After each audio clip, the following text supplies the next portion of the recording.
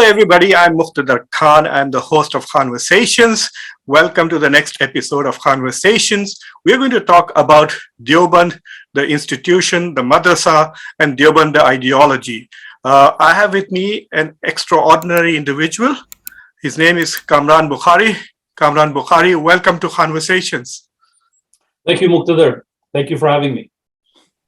Kamran Bokhari is at the moment the analytical director at New Lines Institute, a Washington-based think tank. Kamran Bokhari is nationally recognized for his work in the area of intelligence, for security and foreign policy. He's also associated with the University of Ottawa's Professional Development Institute. Kamran Bokhari has also served as the Central Asia Studies Course Coordinator for the United States Department of State's Foreign Service Institute. He was a fellow with the program on extremism at George Washington University. Kamran Bokhari is also well known for his book on political Islam. And at some other point, we will talk about that book and the relevance of the moderate Islamism he talked about in that book.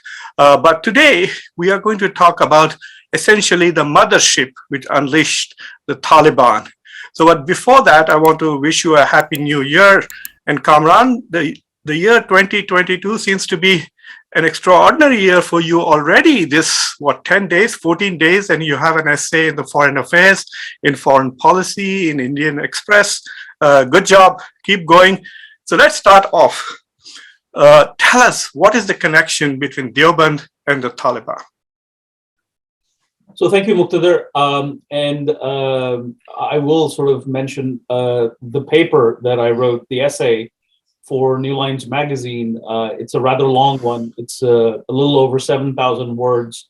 It's basically on how Deobandism has been a movement that's been in development for over 155 years.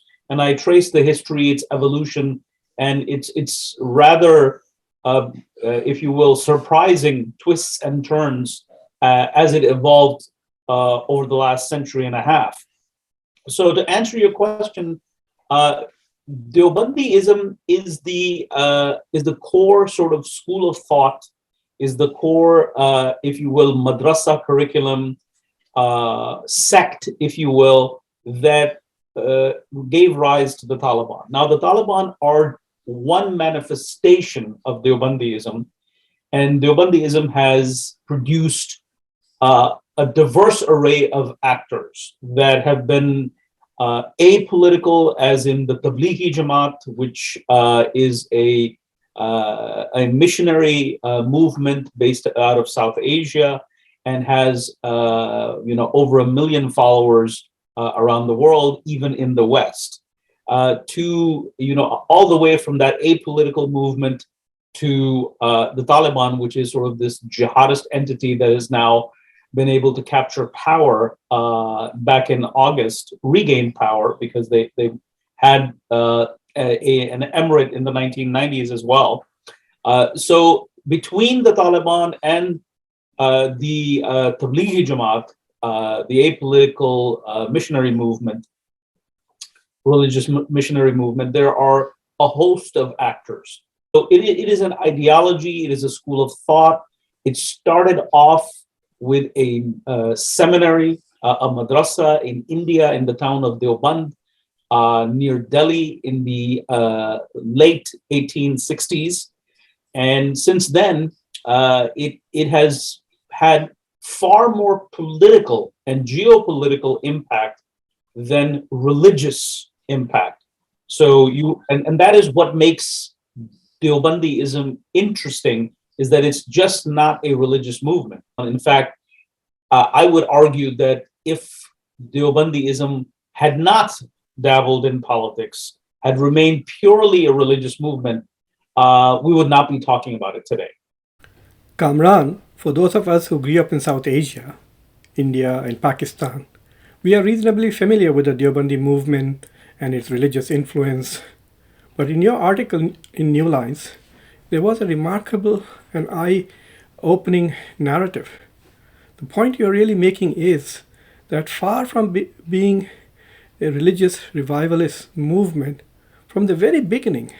The Deobandi movement was a political movement in its origins, in its motivations, its goals, and the religious revivalism that it triggered was more or less incidental and a byproduct.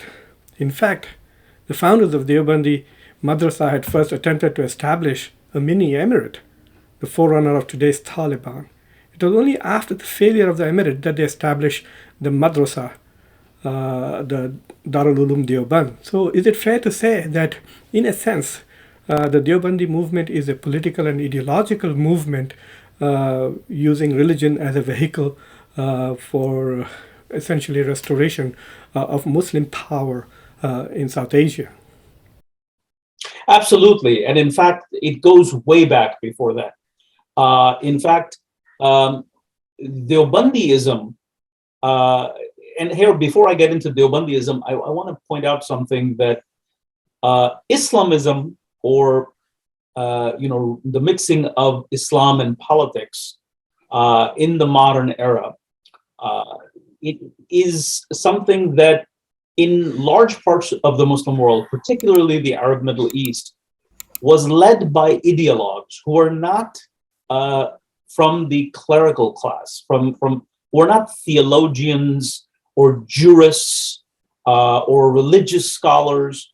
They were more activists, ideologues, theoreticians. So, for example, if you look at Hassan al-Banna, who is the founder of the Muslim Brotherhood, he was not from the ulama class. He was a school teacher. And yes, he studied under ulama and very prominent, but he himself wasn't. If you look at even his counterpart in South Asia, British India, Abul Ala Maududi, he himself is from a journalism background, although he did attend, incidentally, Deoband, a Deobandi madrasa, and he graduated from that basic curriculum, but he wasn't recognized as a scholar. And so what we have in Deobandism is probably the largest movement that basically has said, or has been trying to define and carve out a space for clergy in politics. And you see this evolving, even before the Mughal Empire in India. And we can go back before that to the Sultanate of Delhi, which basically had a 300-year run from the early 1200s to the early 1500s. And even it is in that time period that we see the clergy, this ulama class in the Sultanate expanding its, if you will, influence. Until then, and going back to the Abbasid era in the late, in the early 9th to 10th century, the heyday of the Abbasid Caliphate, you don't see ulama active other than in some aspects of the judiciary. And yes, they were active in what we would call today civil society as opposed to the state. So jurists like Abu Hanifa and Imam Malik and Ahmad ibn Hanbal and Shafi'i, people like that were not necessarily part of the state. They were jurists who were independent. They obviously had state patronage, and all of this was organized by the state, but they were not involved in political decision making. And it was up to the, if you will, discretion of the sultan or the caliph to actually say, okay, I want to find out what so-and-so scholar says. But by and large, the ruler made decisions regardless of this class of scholars. And this continued for centuries. And it's not until in India, in pre-British India, under the Sultanate of Delhi, that the ulama moved from a corner of the judiciary to basically enveloping the entire judiciary because of political reasons. There were political problems that needed to be solved, And that allowed the Sultan, or actually forced the Sultan to align himself with the ulama at times marginalize them. And you see this sort of idea of that the ulama have to have an active role in politics starting to flower. And then comes the Mughal era. In the initial part of the Mughal era, for the bulk of it in its heyday, the ulama are back into political wilderness because the Mughal emperors, especially Akbar himself, the longest reigning Mughal emperor, ran the empire for about 50 years or so. He really preferred the Sufi saints over the legalistic ulama. And it's not until Aurangzeb, which is now we're in the 17th century, that you see the ulama, because Aurangzeb needed legitimacy, he had taken over, or basically did what we would call a coup today against his brother, who was the heir of their father. And he had him accused of heresy and executed for it, and therefore put himself on the throne with the help of the ulama, and then began to theocratize the empire. And it's that theocracy that runs for quite some time. But by the time Aurangzeb is dead, or he's at the end of his life, the empire is weakening. So this project is not just about ulama having political power, it also has to do with the waning of Muslim geopolitical power in the Indian subcontinent. Before I ask you my next question, I would like the viewers of Khanversations who have joined us, thank you for joining us. Please subscribe to the channel if you have not already subscribed. Do also share it with your friends and colleagues. And if you have any questions and comments and observations, do make your comments below. So while I was reading your article, Kamran, in the New Lines magazine, listeners can see the link to the article in the description below. There was that part about Aurangzeb which I found especially interesting, as to how he empowered the ulama in order to both theocratize the state as well as garner legitimacy for himself. I was thinking at that time of General Zia-ul-Haq, who too, in order to legitimize his military coup, used the ulama to Islamize Pakistan and also make them a prominent force in Pakistani politics. If you recall the debates in the West after Iran's Islamic Revolution in the 1980s between policymakers and academics, the academics were saying that even though Islam and politics were never entirely separated in Islamic history, the Iranian Revolution, which is essentially a form of mullahcracy or theocracy, is unprecedented in Islamic history. While Muslims never separated politics from their faith, but they never had a rule of clerics. So academics were arguing that this was something unprecedented. But from your narrative, it now appears that you are telling us that this was not the case. The first attempt to establish a theocracy, a mullahcracy ruled by fuqaha and jurists, was actually attempted by the Sunnis, and they were the founders of the Deobandi madrasa, who sought prior to that to establish a theocratic emirate in India. So does the establishment of the Taliban control in Afghanistan today mean that we now have a Sunni Iran, a Sunni theocracy run by Sunni mullahs? Absolutely. And in fact, in a piece that I did for the New Lines Institute in September of 2020, I actually made the argument that the model is the Iranian model. So they call it the Islamic Republic. The Taliban call their regime the Islamic Emirate. I mean, this is semantics. At the end of the day, it's the mullahs or the clergy that is trying to establish itself directly into political office and control state institutions, be the ultimate decision maker, whether it's economic affairs, political affairs, security issues, and so on and so forth. So yes, today's Afghanistan is basically mimicking, and if you follow what the Taliban are doing, they're trying to, because you can't reinvent the wheel.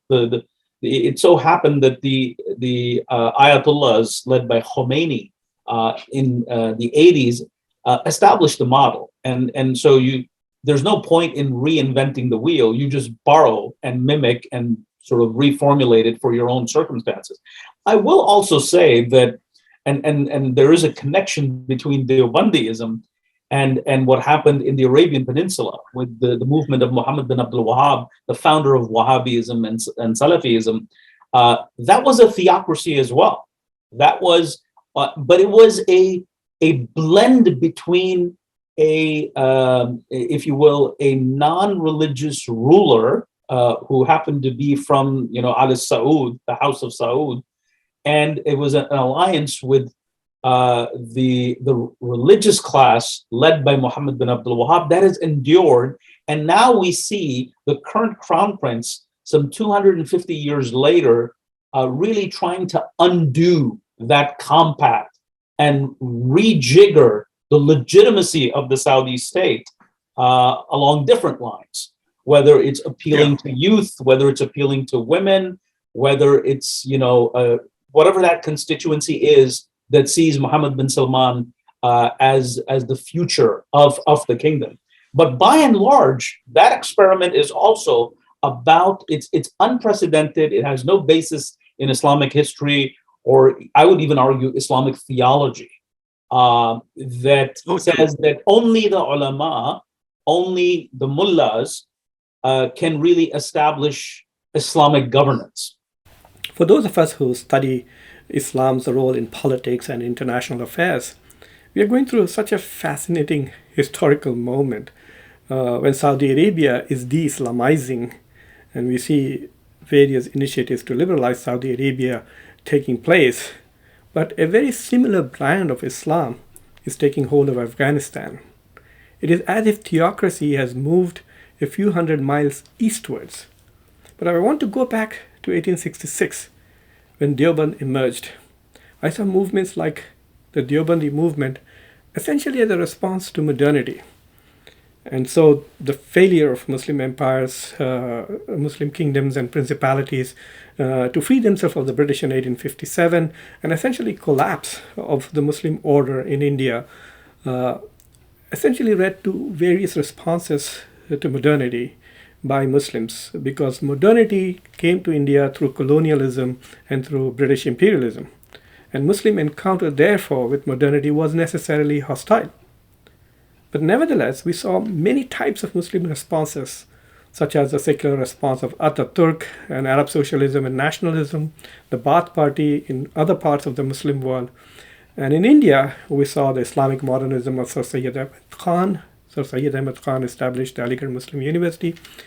And then I thought that the alternative response to modernity was the pietistic movements like the Tablighi Jamaat, which are essentially an offshoot of the Deobandi movement.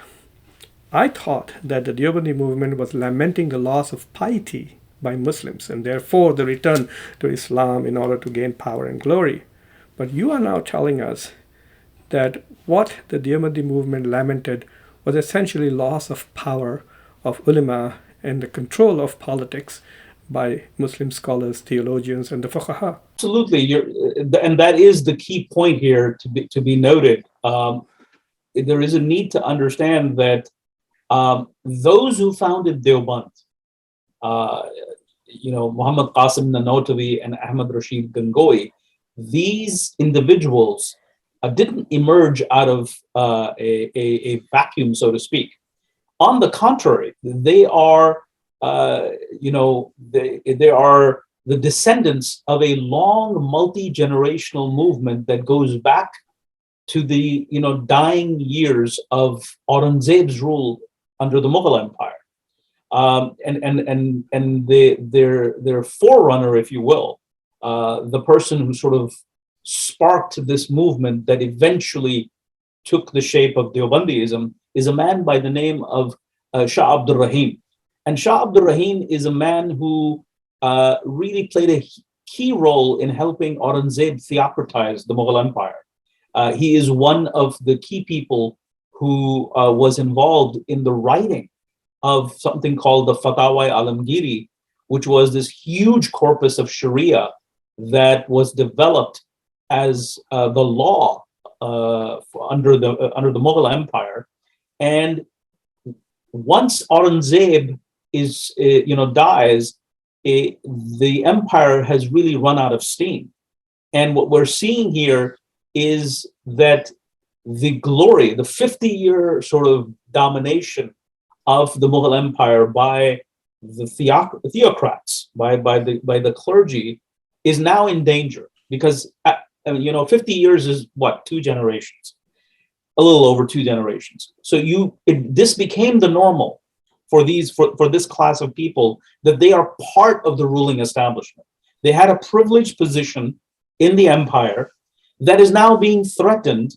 And so Shah Abdul Rahim establishes a madrasa called the Rahimiyya Madrasa, and he starts this movement of saying the reason why this decline is happening, this geopolitical decline of Muslims in India, is because they have deviated from Islamic teachings, and he emphasizes the study of the texts, particularly the hadith, and he says that this is where you should lay this is the kind of study that needs to be emphasized, as opposed to the study of the rational sciences. So he de-emphasizes that, and he emphasizes the study of hadith. Now, he happens to be the father of perhaps the most celebrated forerunner of Deobandism, Shah Waliullah Dehlavi. And Shah Waliullah Dehlavi does sort of the heavy lifting for what would become the Deobandi movement. And he travels to Medina. There's an interesting story about him and Muhammad bin Abdul Wahhab, having been born in the same year, then having spent their youth studying in Mecca and Medina in the Arabian Peninsula from some of the same teachers. And a few of them exposed them to the ideas of Ibn Taymiyyah, who is this late 13th, early 14th century iconoclastic Muslim theologian. And he is, adopts this austere ideology. He has a very hardline ideology and interpretation of Islam. And they're influenced by his thought, and they both, go on to lead their own respective movements. Muhammad bin Abdul Wahhab produces Wahhabism, and Shah Waliullah Dehlavi comes back to India. Their geopolitical circumstances are different. Muhammad bin Abdul Wahhab is able to establish his emirate, or his order, his envisioned religio-political order, with the help of the Saud family in the mid-1700s. But Shah Waliullah Dehlavi already has a Muslim empire called the Mughal Empire, that his father and then he are trying to revive, but they can't, and it's in decline. And so it takes a while for Shah Waliullah Dehlavi and then his son and then his grandsons, who then become those who form the core group around from amongst which the founders of Deobandism emerge. So it takes a long time for this movement to emerge. We're talking about the late 19th, early 20th century, compared to the mid 18th century, where where Muhammad bin Abdul Wahhab actually is successful in obtaining power. And here the reality is that the Brits have taken over India, and so they're trying to figure out, the Deobandi movement is trying to figure out not only how to return to status quo ante, but before they do that, what do you do with this English colonialism and its effects?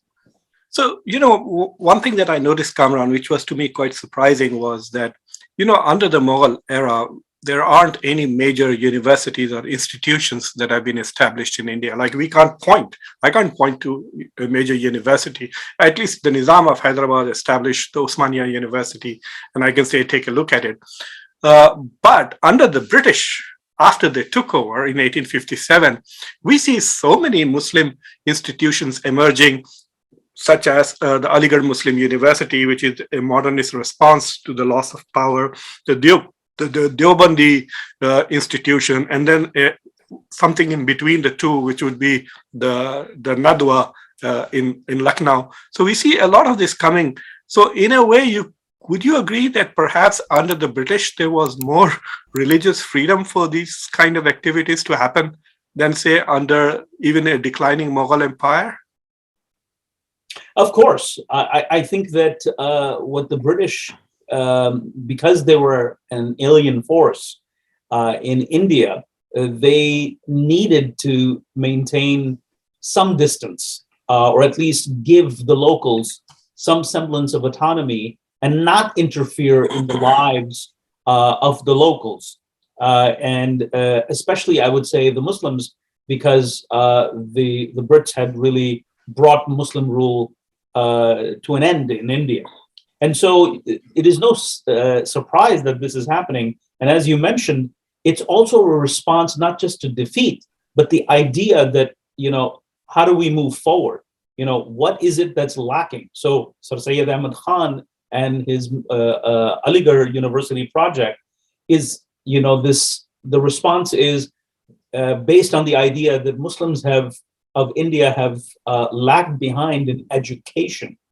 And as opposed to the founders of Deobandism and their predecessors who said, well, because we left the true teachings of Islam, that's why we're no longer in power. So a different diagnosis, but producing the same kind of responses. In other words, educational institution. I'd like to add that the research done by scholars on this time period clearly shows that the curriculum and the model of Darul Uloom Deoband was not the medieval seminary.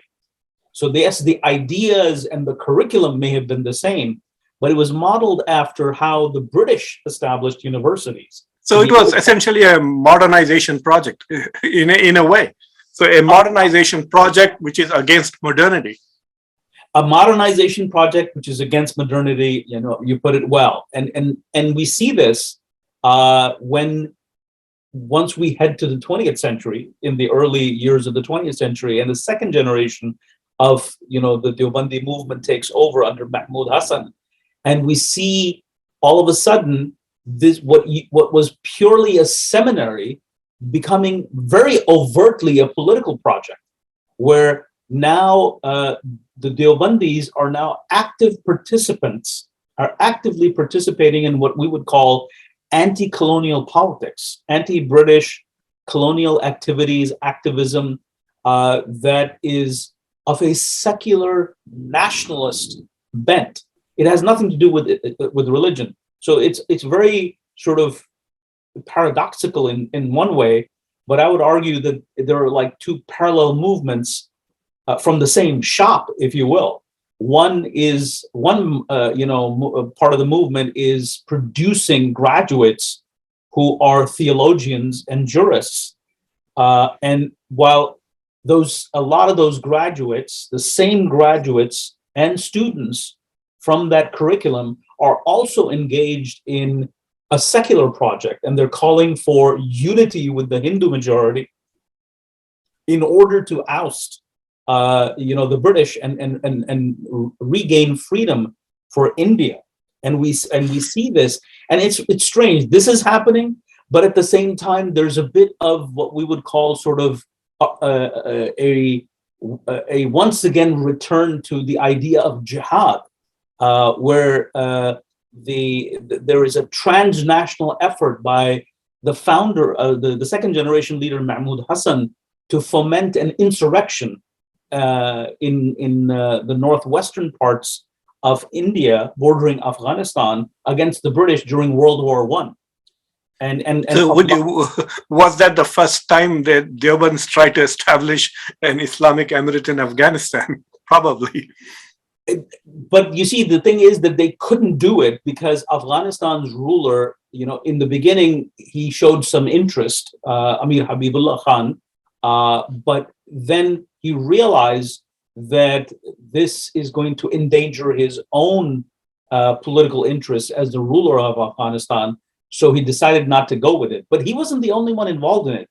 The Germans were involved in it. The Russians were. The Ottomans were. The Ottoman had an interest because there was an Arab revolt in the Arabian Peninsula led by Sharif Hussein that was instigated or at least enabled by the British against the Ottoman Empire. So they wanted to sort of reciprocate, and they were in communication and planning this insurrection with Mahmud Hassan. And Mahmud Hassan actually relocates to Arabia during that time period. He is arrested by the forces of Sharif Hussein, handed over to the British, and he's sentenced to many years in prison on the island of Malta. But by the time he comes back to India, India is undergoing lots of changes. Mahatma Gandhi has emerged as the nationalist leader or as the figurehead of the Indian National Congress, although he's not the preeminent formal president of the Indian National Congress just yet. And at the same time, the Deobandis have formed their own formal political wing called Jamiat Ulama Hind. So not only are you no longer doing part-time politics, but you actually see the Deobandis have a political wing, a formal political wing, JUH as we call it, or Jamiat Ulama Hind.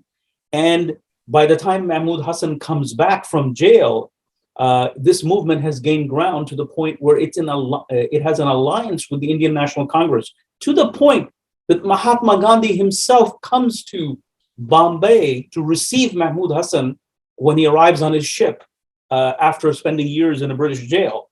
And then Mahmud Hassan issues a series of fatwas calling for Hindu-Muslim unity, for backing the Indian National Congress as the sole vehicle for the movement of independence, and supporting the candidacy of Mahatma Gandhi as the president of the Indian National Congress. So very strange. You have what we would call today transnational jihadism going on.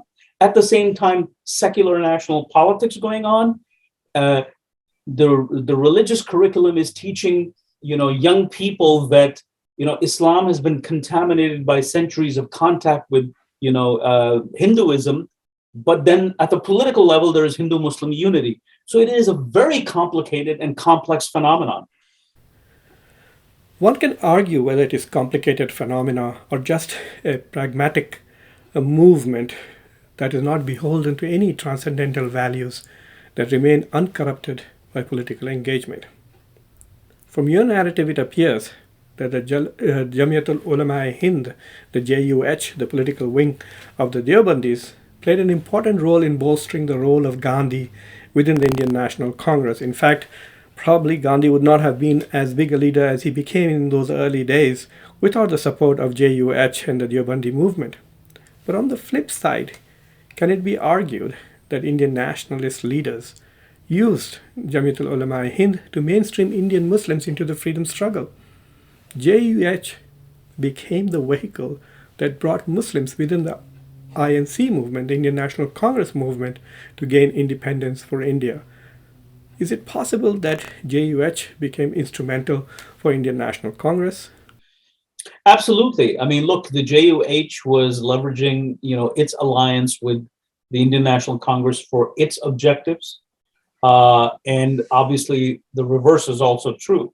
But we see by the end of the 1920s, we see this alliance weakening because, and it weakens when there's these mass uprising and riots, essentially a nationalist movement and lots of protest demonstrations and violence going on against the British.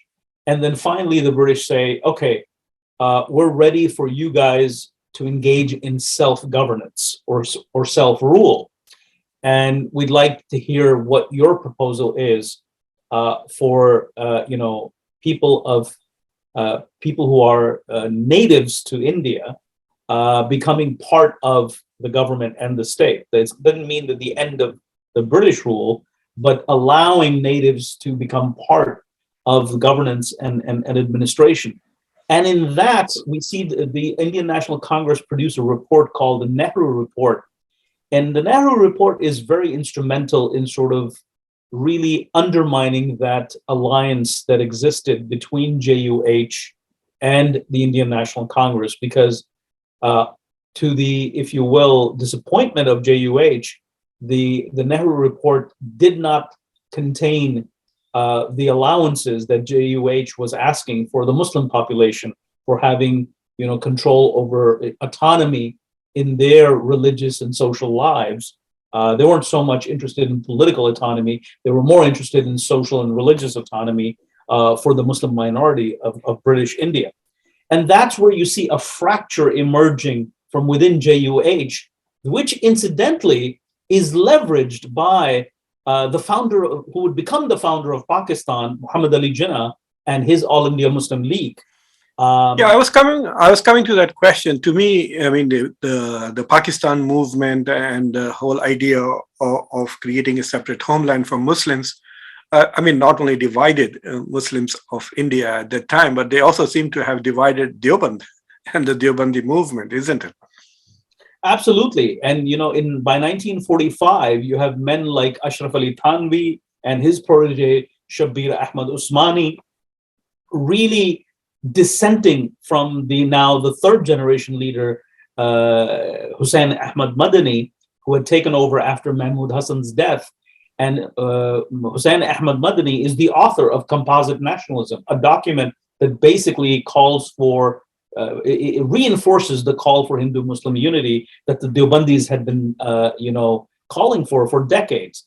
But this idea is no longer, if you will, that popular, because we see a Muslim separatist current rising, and the calls for Pakistan or a separate Muslim homeland within India for people of the minority faith gaining ground.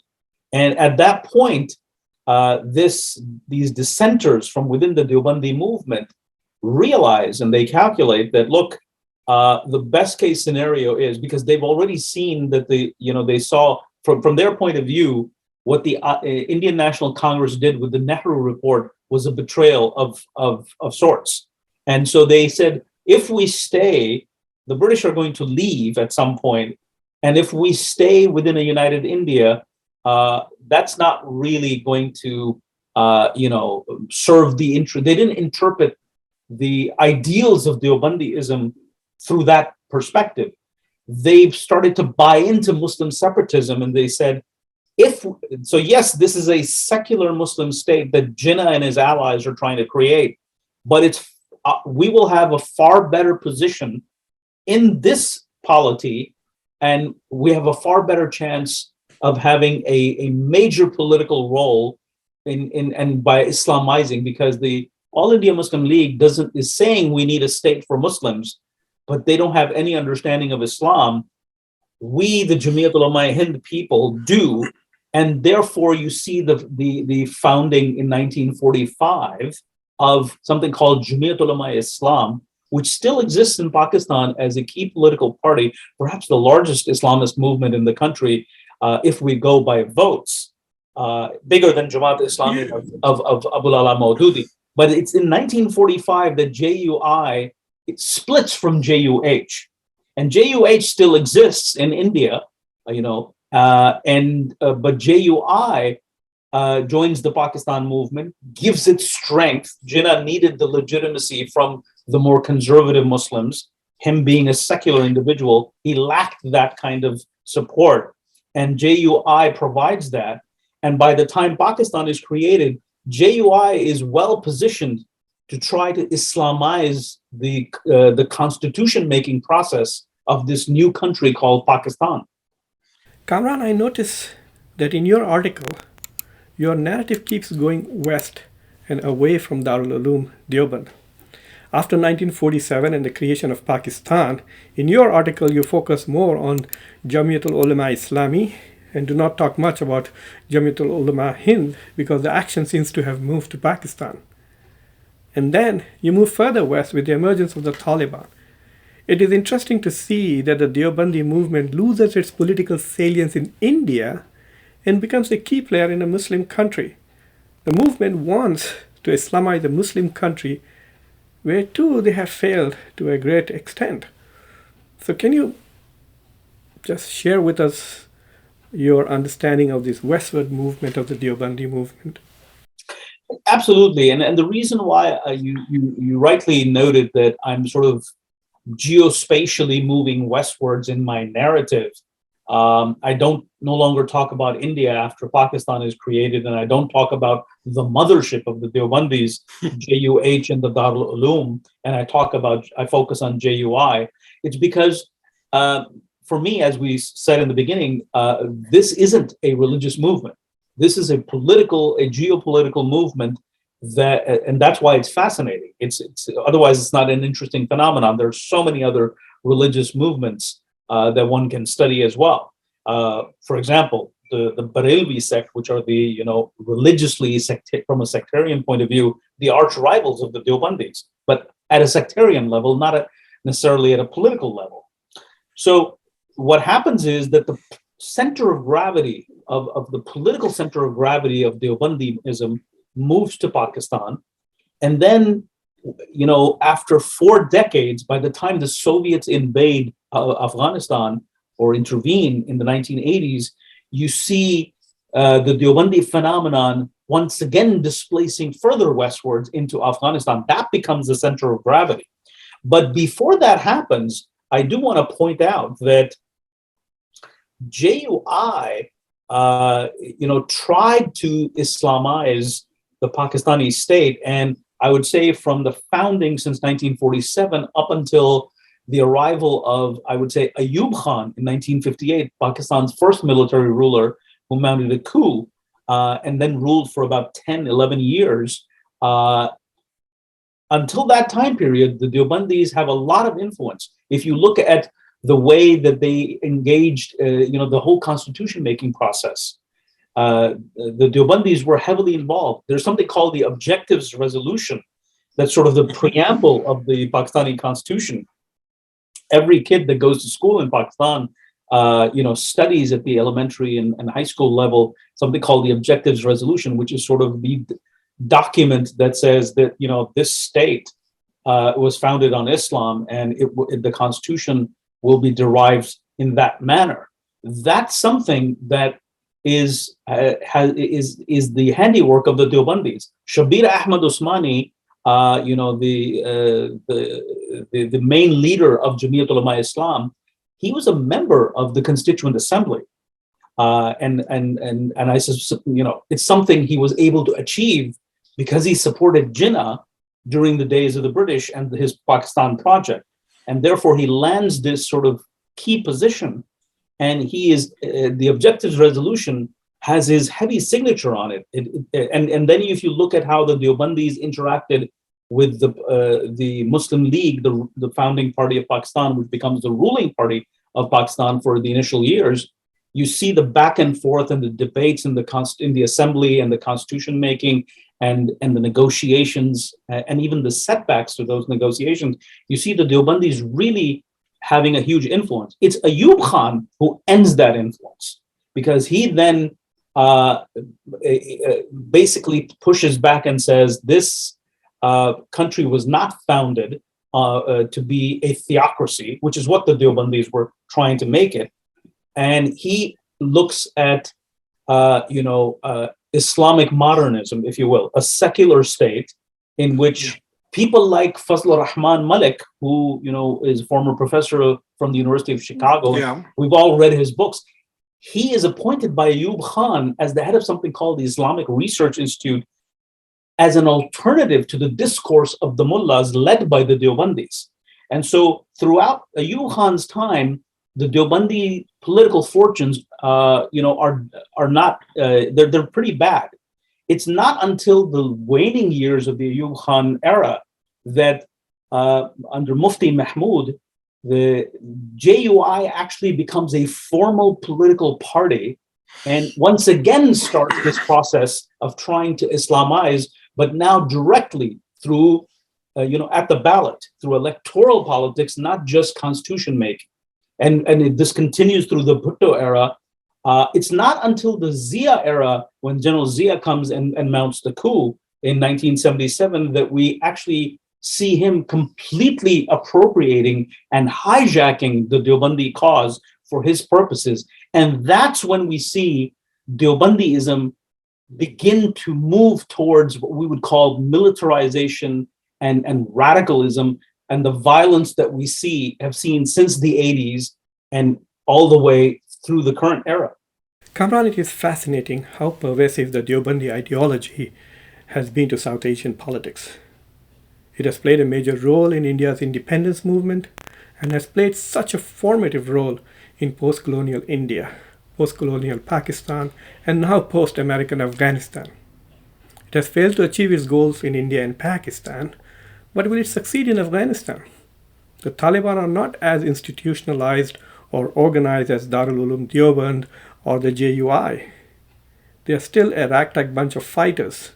Will they be able to establish a full-fledged theocracy in Afghanistan? Or will there be more evolution in the Deobandi movement in Afghanistan? Or is there a possibility that they might just disintegrate and there may be more chaos in Afghanistan than before? Yeah, I think that, look, I wouldn't compare, I'm not going to say that the Taliban emirate is going to emerge in the same way as the Islamic Republic of Iran matured and consolidated power over the decades and became, made Iran into a regional player. I don't think that's going to happen because the Iranians have a completely different context, history. They were far more organized. They had far more resources. Afghanistan is contested space. So yes, the Taliban is the single largest, most powerful movement in Afghanistan and has been since the 1990s, the late 90s, and that power has grown. But that is an insurgent power. The Taliban are good at being insurgents, and governance is not their forte. I mean, the state that they ran for somewhat 5 years, nearly 5 years before 9/11, and before they were toppled in late 2001 by the U.S.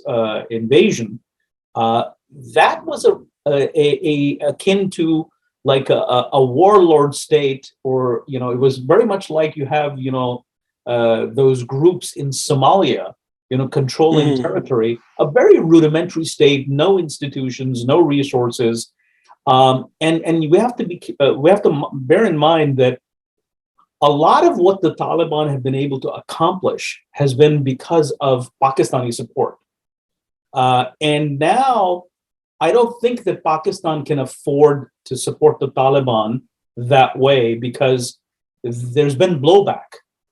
The original idea of supporting the Taliban, and from the Pakistani point of view, was that this is going to be on that side of the Durban line, the border between Afghanistan and Pakistan. They never thought, the Pakistanis, that this could actually come back and there could be Talibanization in Pakistan. And that has happened.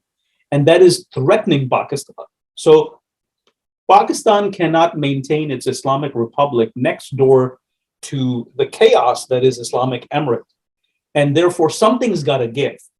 And then the Taliban themselves face a very difficult situation. They've never governed a state, and especially this state. So there's a major difference between the Emirate 1.0 and this 2.0 version that we're seeing unfold. And that is that 1.0 emerged in utter anarchy. All institutions of the state had completely crumbled. It was a militia free for all. And the Taliban happened to be the most powerful one to dominate the scene.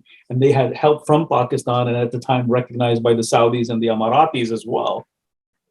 So they were able to overwhelm it.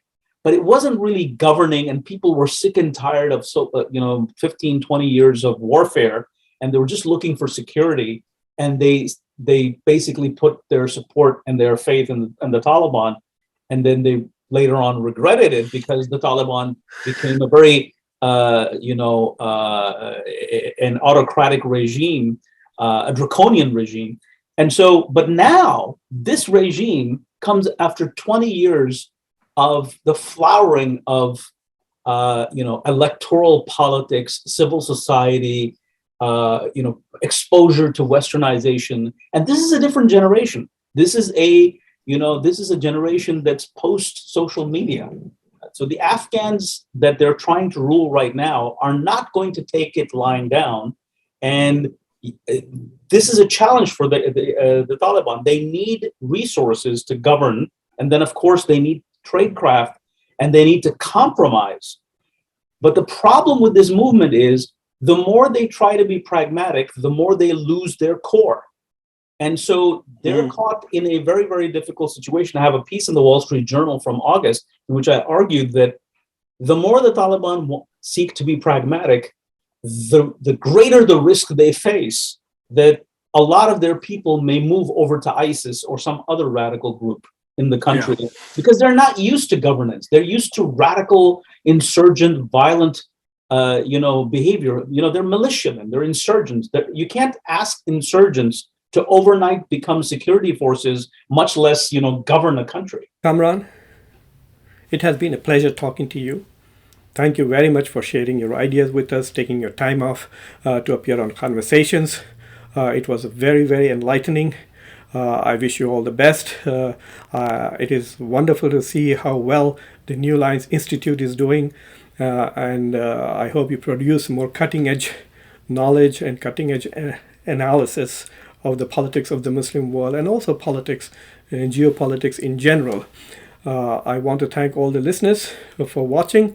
And once again, if you have not subscribed to Khanversations, please subscribe. If you have any comments, leave your comments below. Do share this video with your friends and your family and your network. If you are a professor, feel free to use this in your classrooms. Thank you. Thank you for having me.